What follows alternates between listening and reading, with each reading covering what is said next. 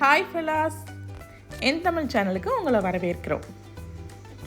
நீங்கள் எங்கள் சேனல் புதுசுனா சேனலை சப்ஸ்கிரைப் பண்ண மறக்காதீங்க. அப்படியே பக்கத்தில் இருக்க பெல் ஐக்கானையும் கிளிக் பண்ணிடுங்க. அப்போ தான் நான் புதுசாக வீடியோ போட்டேன்னா உங்களுக்கு உடனே நோட்டிஃபிகேஷன் வரும். வீடியோஸ் பிடிச்சிருந்தால் லைக் பண்ணுங்கள், உங்கள் கமெண்ட்ஸ் எனக்கு சொல்லுங்கள், உங்கள் ஃப்ரெண்ட்ஸ் கூட ஷேர் பண்ணுங்கள். வீடியோக்குள்ளே போகலாம். நம்ம இன்றைக்கி என்ன பார்க்க போகிறோம் அப்படின்னா, ஒரு சூப்பரான சிக்கன் மமோஸ் ரெசிபி எப்படி செய்கிறதுன்னு பார்க்க போகிறோம். மமோஸுங்கிறது ஜஸ்ட் ஒரு ஸ்டார்டர் மாதிரி, ஆனால் ரொம்ப டேஸ்ட்டாக இருக்கும். ஸோ அதை சிக்கன் வச்சு நம்ம செய்யலாம், வெஜ்கிலும் பண்ணலாம். சிக்கனில் எப்படி செய்கிறதுன்னு உங்களுக்கு நான் இன்றைக்கி காட்டியிருக்கேன். அது கூட ஒரு கொஞ்சம் சாஸும் எப்படி செய்கிறதுன்னு காட்டியிருக்கேன். ஸோ இதில் நான் மேல் மாவுக்கு நம்ம மைதா மாவு எடுத்துக்கிறோம். சரியா, ஆல் பர்பஸ் ஃப்ளார் இங்கே நான் 2 கப் எடுத்திருக்கேன். 2 கப்புக்கு எனக்கு ஒரு 20 to 20 மமோஸ் கிட்டே வந்துச்சு. 2 கப்புக்கு ஒரு 1/2 டேபிள் ஸ்பூன் சால்ட்டு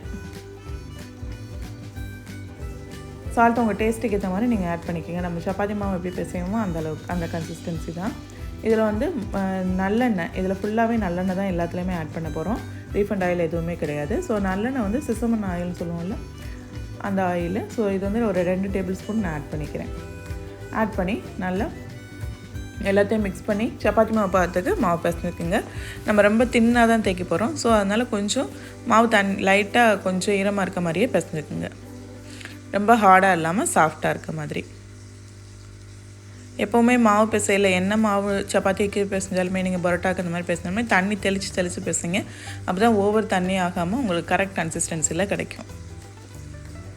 ஸோ ஃபுல்லாக எல்லா மாவும் சேர்த்து நல்லா பிசைஞ்சிட்டு நல்லா ஏர் பபிள்ஸ் போகிற அளவுக்கு உள்ளே விட்டு பிசைஞ்சிருங்க. அப்போ தான் உங்களுக்கு சாஃப்ட்னஸ் கிடைக்கும்.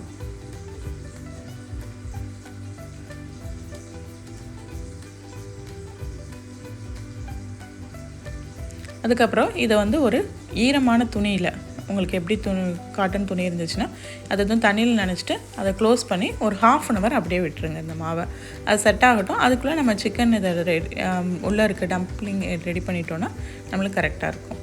ஸோ இதுக்கு நான் 1/2 கிலோ பிரெஸ்ட்டு மட்டும் எடுத்திருக்கோம். ஆக்சுவலாக சிக்கன் போன்லெஸ்ஸாக இருக்க மாதிரி பிரெஸ்ட்டு மட்டும் வாங்கியிருக்கேன்.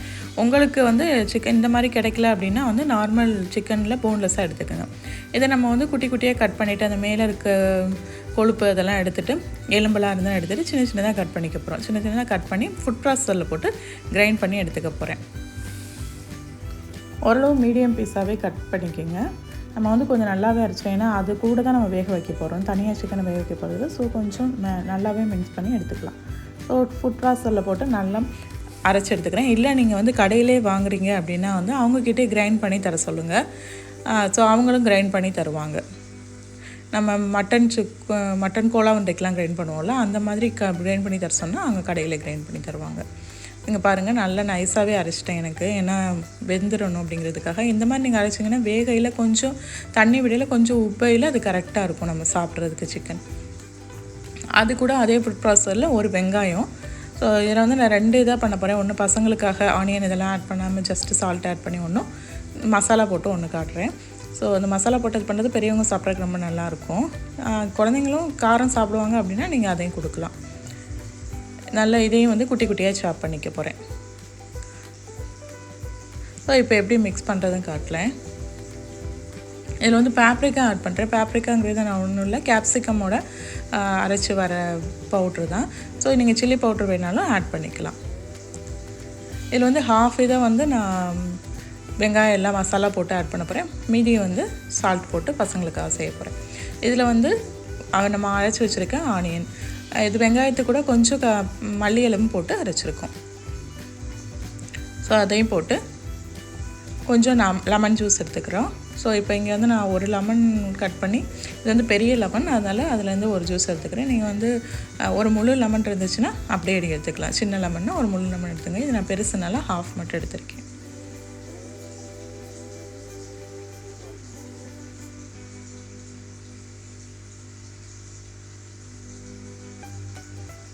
அதுக்கப்புறம் தேவையான அளவு உப்பு, உங்களுக்கு எவ்வளோ வேணுமோ டேஸ்ட்டுக்கு ஏற்ற மாதிரி உப்பு போட்டுக்கோங்க. இதில் நம்ம நிறைய மசாலாஸ்லாம் ஆட் பண்ண போகிறது கிடையாது.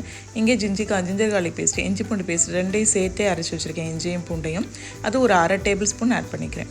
ஸோ இது எல்லாத்தையும் நல்லா மிக்ஸ் பண்ணிக்கணும். இவ்வளோ தான் இதோட மசாலா. இதுக்கப்புறம் வேறு எதுவுமே கிடையாது. இதில் ரொம்ப மைல்டாக, பட் ஆனால் ரொம்ப டேஸ்ட்டாக இருக்கும். அந்த வெளியில் இருக்க பேட்டர் கூட, அந்த மைதா மாவு கூட அதை நம்ம சாப்பிடையில ரொம்ப டேஸ்ட்டாக இருக்கும். இதுக்கான டிப்பு தான் இதில் ரொம்ப மெயின். ஸோ அது வந்து ஆக்சுவல் நார்மலாக நம்ம மமோஸ் வந்து இது வந்து ஒரு நேபாளியன் டிஷ்ஷு. ஸோ அப்போ அவங்க இது பண்ணையில் வந்து நம்மளுக்கு ஒரு ரெட் சட்னி மாதிரி ஒன்று கொடுப்பாங்க. அது ரொம்ப டேஸ்ட்டாக இருக்கும். பட் நான் இங்கே வந்து ஜஸ்ட் ஒரு சாஸில் எப்படி அதை பண்ணுறது அப்படின்னு சொல்லி சோயா சாஸ் வினிகர் வச்சு எப்படி செய்கிறதுன்னு காட்டியிருக்கேன், அவ்வளோதான்.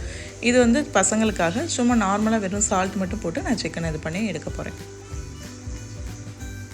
ஏன்னா என் பொண்ணுங்க ரொம்ப காரம் சாப்பிட மாட்டாங்க. ப்ளஸ் அந்த ஆனியன்லாம் அவங்களுக்கு இரிட்டேட்டிங்காக இருந்துச்சுன்னா சாப்பிட மாட்டாங்க. அதுக்காக நான் ஜஸ்ட்டு சிக்கன் மட்டும் போட்டிருக்கேன். பெரிய குழந்தைங்கன்னா நீங்கள் அதுவே கொடுக்கலாம். என்னோடய பொண்ணுக்கு 3 வயசு தான் ஆகுது. ஸோ அதுக்கப்புறம் நம்ம 1/2 ஹவருக்கு முன்னாடி ஊற வச்சால மாவு, அந்த மாவை எடுத்துகிட்டு நம்ம இப்போ வந்து மேலே அது எப்படி அது வந்து பூரி சப்பாத்தி மாதிரி நம்ம தேய்ச்சிட்டு அதில் வந்து நம்ம இந்த டம்பிங்ஸ் வைக்க போகிறோம். ஸோ இப்போ வந்து மாவை வந்து நல்லா உருட்டிட்டு ஜஸ்ட் நீளமாக ரோல் பண்ணிவிட்டு, உங்களுக்கு இந்த மேடை அந்த மாதிரி இருந்துச்சுன்னா அந்த மாதிரி செஞ்சுக்கோங்க. இல்லைனா குட்டி குட்டியாக நீங்கள் உருட்டினாலும் ஓகேவாக இருக்கும். ஸோ இந்த மாதிரி பண்ணிவிட்டு அதை வந்து நம்ம குட்டி குட்டி பீஸாக கட் பண்ணிக்கிற போகிறோம். கட் பண்ணிவிட்டு அதுக்கப்புறம் அதை பால் ஆக்க போகிறோம். ஸோ அப்படின்னா நம்மளுக்கு வந்து எவ்வளோ இருக்குது, என்ன எந்த அளவு வேணும் அப்படிங்கிறத நம்ம தெரிஞ்சுக்கணும். அதுக்காக மட்டும்தான். ஸோ இப்போ இது வந்து ரவுண்டாக்கிட்டு, ரவுண்டு சைஸ் வந்து என்னென்னு பார்த்தீங்கன்னா ஒரு நெல்லிக்காய் சைஸ், பெரிய நெல்லிக்காய் சைஸ் எடுத்துக்கோங்க. இல்லைனா அந்த லெமன்லேயே கொஞ்சம் சின்ன லெமன் இருக்கலாம், அந்த சைஸ் இருந்தால் போதும். ஏன் அப்படின்னா நம்ம ரொம்ப மெலிசாக தேய்ச்சி அதை வந்து நம்ம ஆவியில் வேக வச்சு எடுக்க போகிறோம். ஸோ அப்போ வந்து அது கொஞ்சம் மெலிசாக இருந்துச்சுன்னா நம்ம கொஞ்சம் சீக்கிரம் வேகும். அது அவ்வளோதான். மற்றபடி வேணும் ஃப்ரை பண்ணுறதா இருந்தால் கூட நீங்கள் இன்னும் கொஞ்சம் பெருசாக தேய்ச்சிக்கலாம். நான் இங்கே வந்து ஆவியில் வேக வச்சு எடுத்துக்க போகிறோம். இந்த மாதிரி நல்லா இழுத்து தேய்ச்சிருங்க. ஸோ எந்தளவுக்கு உங்களுக்கு மெலிசாக தேய்க்க முடியுமோ அந்தளவுக்கு தேய்ங்க. அப்போ தான் அது கரெக்டாக இருக்கும். ஸோ இப்போ வந்து இது ஒரு ரவுண்ட் ஷேப்புக்கு கட் பண்ணிக்க போகிறேன். நான் இந்த டிஃபன் பாக்ஸ் மூடி வச்சு கட் பண்ணிக்கிறேன். உங்களுக்கு ரவுண்ட் ஷேப் கட் பண்ணுறது என்ன இருக்கோ அது மாதிரி கட் பண்ணிக்கோங்க. இந்த மாதிரி டிஃபன் பாக்ஸ் ஓடினா உங்களுக்கு ஈஸியாக இருக்கும். ஸோ அவ்வளோதான், கட் பண்ணியாச்சு. இப்போ இதில் வந்து நம்ம ஏற்கனவே ரெடி பண்ணியிருக்க சிக்கனை வந்து உள்ளே வைக்க போகிறோம், ஸ்டஃபிங்கு. ஸோ இந்த ஸ்டஃபிங்க்கு வந்து உங்களுக்கு நான் சொல்லியிருந்தாலும் இது வந்து காரம் போட்டு இல்லை பேப்ரிக்கா போட்டு பண்ணுது.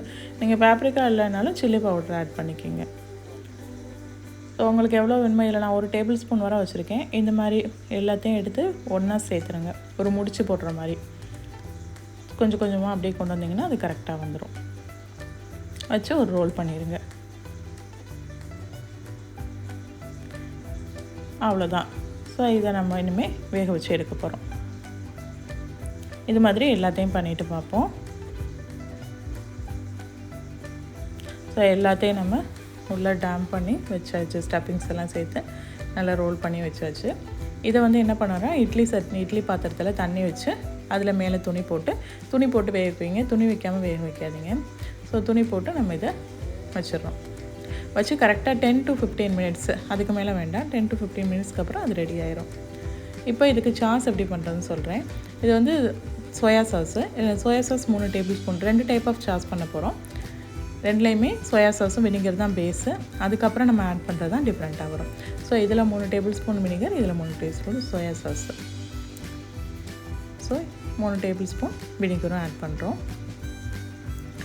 சேம் இங்கேயுமே என் பொண்ணு அதை ஸ்மெல் பண்ணி பார்க்குறேன்னு பண்ணிகிட்டு இருந்தா. ஓகே, அதுக்கப்புறமா இப்போ சாஸ்க்கான டிஃப்ரென்ஸ் நம்ம பார்ப்போம். இந்த சாஸில் என்ன பண்ண போகிறோம் அப்படின்னா, இப்போ ரெண்டுலேயுமே நல்லெண்ணெய், நான் சொன்ன மாதிரி இதில் எல்லாத்துலேயுமே நல்லெண்ணெய் தான் யூஸ் பண்ணுறோம். ஸோ ரெண்டுலேயுமே நல்லெண்ணெய் ஆட் பண்ணுறோம். அதுக்கப்புறம் ஒரு ஃப்ளேவருக்கு சில்லி சாஸ் ஆட் பண்ணிக்கிறோம். இது வந்து chilli sauce, normal hot and chilli sauce தான். ஸோ இது ஒரு 2 டேபிள் ஸ்பூன் இருக்க மாதிரி ஆட் பண்ணிக்கிறோம். ஸோ அவ்வளோதான் ஒரு சாஸு. இந்த சாஸ் ரொம்ப டேஸ்ட்டாகவே இருக்கும். நல்ல ஒரு காரத்தோட புளிப்போட சால்ட்டு தேவையில்லை. ஏன்னா அந்த வினிகரில் இருக்க ஒரு புளிப்பு, ஒரு சால்ட்டு, சோயா சாஸில் இருக்க ஒரு சால்ட், இது அப்புறம் சில்லி சாஸ்லேயே ஆக்சுவலாக நம்மளுக்கு ஒரு சால்ட்டேனஸ் இருக்கும்ல, அது எல்லாம் சேர்ந்துமே ரொம்ப டேஸ்ட்டாக வரும். ஸோ இது வந்து எனக்கு ஆக்சுவலாக என்னோடய ஃபேவரட்னால் இந்த சாஸ்ன்னு தான் சொல்லுவேன். இன்னொரு சாஸ் வந்து நம்ம கொஞ்சம் ஹனி போட்டு ஒரு ஸ்வீட் அண்ட் டேஸ்ட் கொடுக்குற மாதிரி, அவ்வளோதான். இதில் வந்து நம்ம கொஞ்சம் ஹனி ஆட் பண்ணிக்கிறோம். ஒரு டேபிள் ஸ்பூன் அளவுக்கு ஹனி ஆட் பண்ணிக்கிங்க.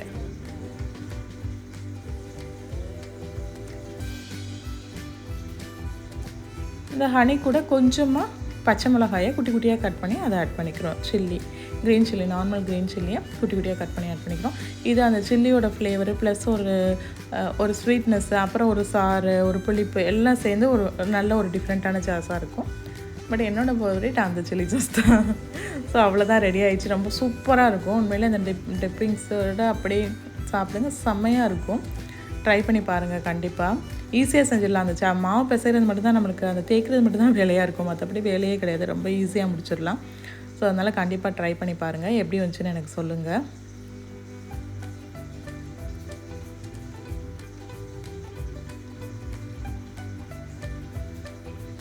ஒரு நாள் ஈவினிங் ஸ்நாக்ஸு இல்லை ஜஸ்ட் ஒரு இதுக்காக நீங்கள் செஞ்சு கொடுக்கலாம், ஸ்டார்டர் மாதிரி. தேங்க்ஸ் ஃபார் வாட்சிங். சப்ஸ்கிரைப் பண்ணுங்கள். ஃபேஸ்புக்லேயும் இன் தமிழ்ங்கிற நேமில் சர்ச் பண்ணி டேக் பண்ணுங்கள். Thank you so much.